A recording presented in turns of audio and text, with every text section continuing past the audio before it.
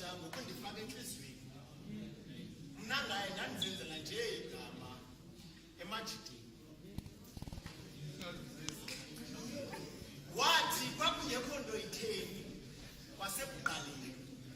Eneneni wayimosha ngokundifaka enhliziyweni. Mna ngaye ndandizenzela nje igama emajidini. Yathi impendulo yakhe xeshikwe ndimxhasa nxa ndiyaqala ubona indoda ngawe. Ndathi intombazana yazi ufikela kokubhale khona khwela nantsi inqwelo yothambisana. Mna nawe sinobathandane banaphakade ndawo gqiba ndanqumele ecaleni. Yabe ingqondo isitapha xesha lodlala uphumelele ndikele ndifuna ndagqiba ndiphele emehlweni ndingabonakali ngethengele ndibuye xa ndinokufuna ezokudla okanye nesithukuthezi ndiphinde ndilahlekele igama lam ndibhekele ndimele qelele ngoba apha kusemhlabeni nam ndafika likhekelele intlekele.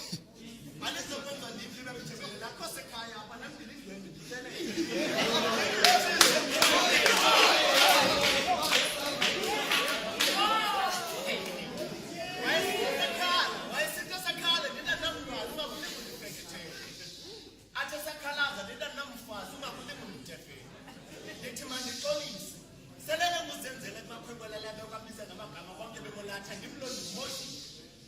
Ndixolise ndiselele kuzenzele kumakhwenkwelela bekwambiza ngamagama bonke bomolatha ndimlondi moshi ndingulo nyaka kanantsi wayithatha ngenyambalala izithembiso wayigqotha ingqondo intombi kababa ngezigaba zentetho ezingaqulathanga nyani zindisusa phambi kwabadlali ngogobe ubucikwe nam ndisitsikele ngadindiyelwa kwabudlalayo suka wenza ngamandla angalazange lidlalayo ndimbambe ngowaqa ndithi unobuhle bokuqhakazela ethateni kuba ngabe ntyantambo ndandisitsho njalo ndokwenza imafungasho indofanayo hlala kungazihambe wewebe ndingumanayo emaqondane wesinqanda mathi loxa ndityhutyha ingqondizela imfumba yabantu kwasekuqhase ndandixoka amehlo zange yaphandle nentliziyo zange yambhaka magwinya ngayo ndandibaseleka nje kuba intombi ngathi yawuthenga ubani ziyawolika uletha abe ifakanakuphela koko lomanyala avelomhlawumbe ayifabazi iziyananzela namabhudwana namhlanje ndithi mandixolise selele kuzenzela kumakhwenkwelela bekwamisa ngamagama bonke bemolatha ndimlondi moshile kwakungekho nto itheni